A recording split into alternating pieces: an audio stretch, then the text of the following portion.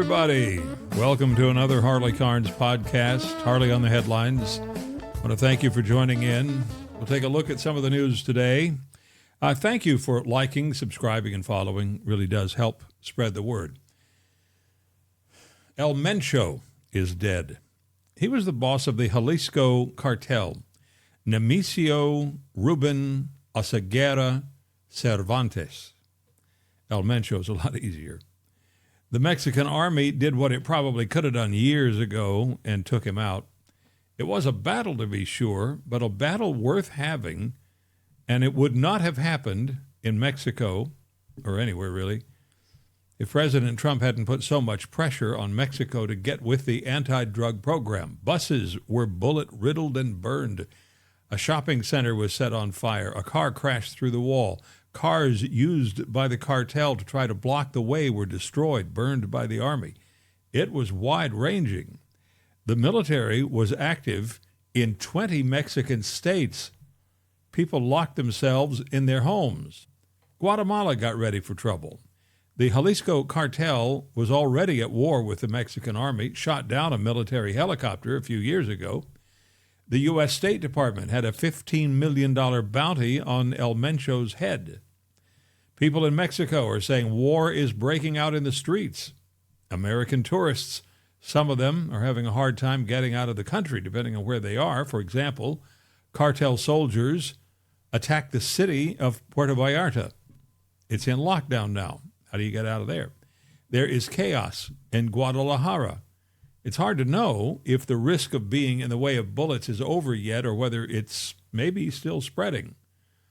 It's hard to stop the drugs, the fentanyl, the heroin, the human trafficking, which flourished in the Biden years, and the theft of fuel from pipelines in Mexico. Why is that? Money.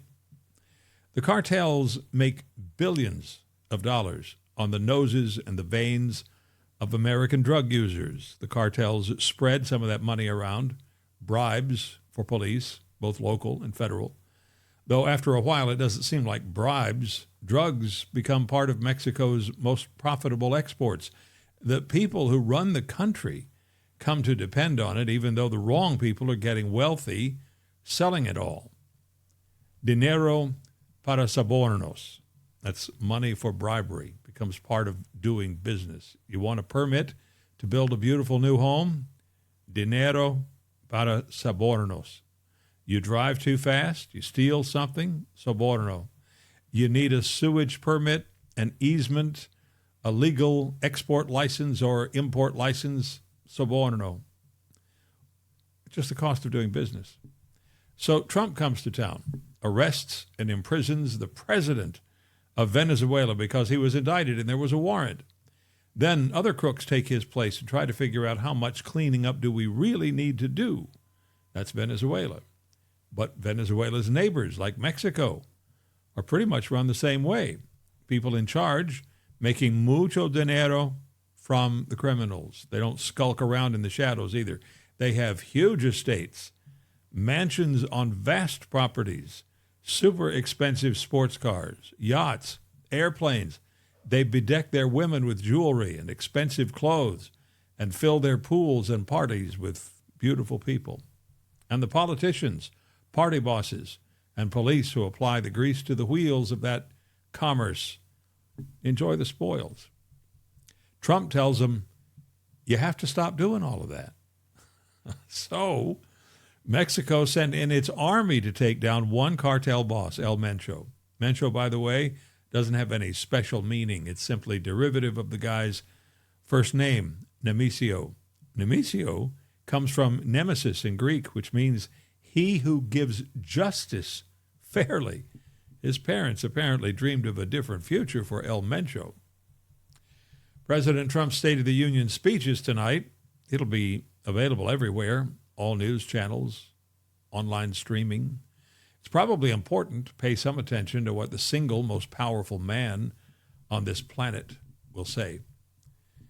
The FBI and Secret Service are still working up a psychological profile on the North Carolina man who drove into Mar-a-Lago with a gas can and a shotgun and got himself dead by pointing the gun at the Secret Service and Palm Beach Sheriff's deputy.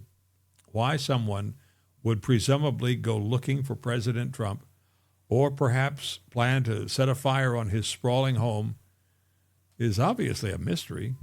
21-year-old Austin Tucker Martin.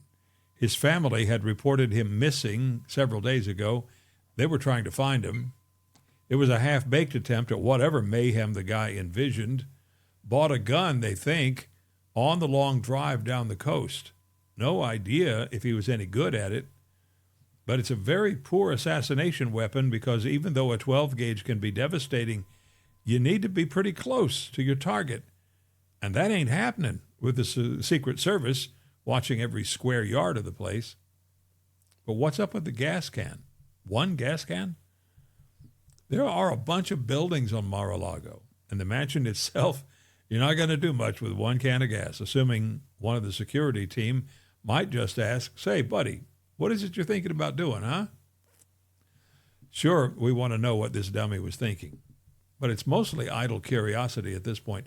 There is one report that he was fixated on the Jeffrey Epstein mess, didn't think 3 million documents already released were nearly enough. But if that's it, that's capital D dumb. Cover up or not, what you going to do with a shotgun and a gas can? Quick bullet point on the Epstein case, by the way. There is a report that he hid secret files all over the country in self-storage units. The Telegraph newspaper reports Epstein paid private detectives to remove equipment from his home, computers, stacks of binders with files. So the process of learning and hopefully telling the full Epstein corruption story is far from over. That snowstorm that's slamming into the Northeast is the worst in years. Hard to sell global warming at the moment at Newark Airport or at Broadway and 39th Street. At least 500,000 people are in the dark, and it's biting cold. You get the idea. The new socialist mayor of New York, Zoran Mamdani, doesn't know what to do except get big government on everybody. He ordered the city shut down and a full travel ban. You can't even order food delivered. Another wacko from the left is running for governor of California. It turns out Katie Porter was one of the people at the Democrats' convention holding a sign that said, F Trump. They don't have much in the way of a vocabulary, do they? She was a member of Congress, too. It is illustrative. I remember, we all do, Republicans also said F Joe Biden at one point at one of Biden's speeches, but Biden tried to laugh it off, claimed they were shouting, let's go Brandon, which was patently stupid, but Republicans went with that. They shouted, let's go Brandon, sending a message both oppositional and dismissive. Brilliant, actually. Democrats don't have that. Potty mouth. Stops short of adulthood in the public square, but that's what you got. New York's Mamdani, by the way, he can talk. He'll talk your fool head off without saying much, promising the world.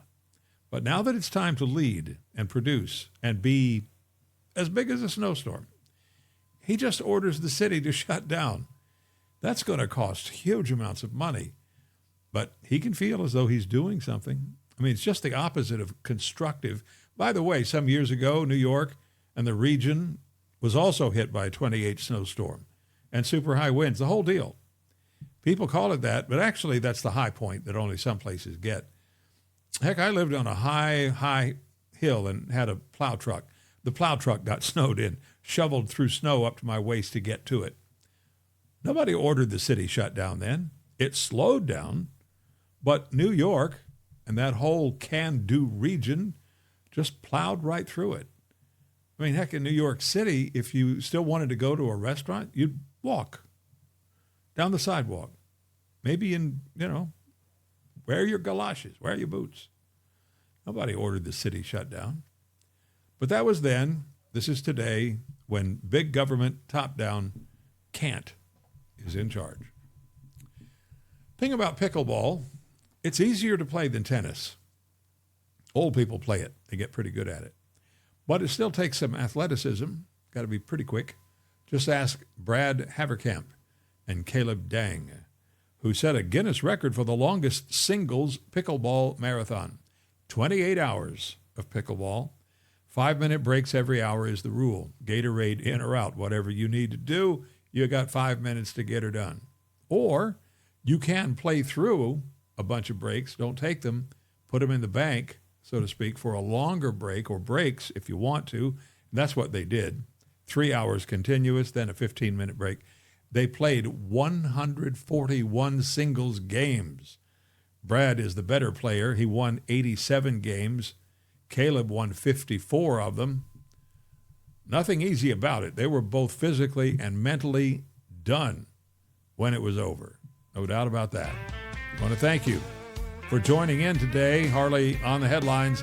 And thanks for helping spread the good word that we're doing this together. I sure hope you'll like, follow, subscribe, urge others to do the same. I'm Harley Carnes. We'll talk again soon. In the meantime, do me and yourself a favor, please. Be happy today. Make some good choices. And fly safe. It is the only way to get there.